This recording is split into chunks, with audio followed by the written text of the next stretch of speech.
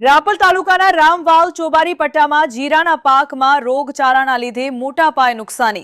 વાગર વિસ્તારના રાપર ભચાઉ તાલુકામાં હજારો હેક્ટરમાં રવિ પાકનું વાવેતર કરવામાં આવ્યું છે, જેમાં મુખ્યત્વે જીરું, રાયડો, ઘઉં, ઇસબગુલ સહિતના પાકનું વાવેતર કરવામાં આવ્યું છે.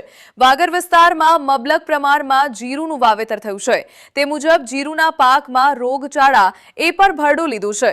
ગરમી, ઠંડી અને ઝાકર ભર્યા વાતાવરણ વચ્ચે જીરુના પાકમાં કારિયો અને ઉતરકનો રોગચાળો જોવા મળે છે, તેમજ રાયડોમાં પણ ભારે રોગચાળા જોવા મળે છે.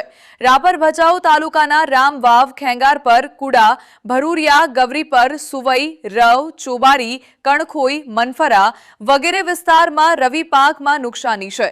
આ અંગે ખેડૂતો તથા ખેંગારભાઈ તેજાભાઈ ધીલા, કિસાન સંઘ પ્રમુખ ડાયા નારણ સોનારા, જેસા બીજલ આહિર, હમીર પેથા સોનારા, ગોવિંદ કાયા વરચંદ, પ્રભુ નામેરી મનવર, ધારા લાલા ચાવડા, પ્રભુ સવા ચાવડા વગેરેએ જણાવ્યું હતું કે જેમ ખેતીવાડી વિભાગ દ્વારા રવિ પાકના આંકડા આપવામાં આવે છે, એમ ખેડૂતોને રવિ પાકમાં જે રીતે રોગચાળાના લીધે નુકસાન થાય છે, એમ આંકડા આપવા જોઈએ અને સર્વે કરાવવાની માંગણી કરી હતી.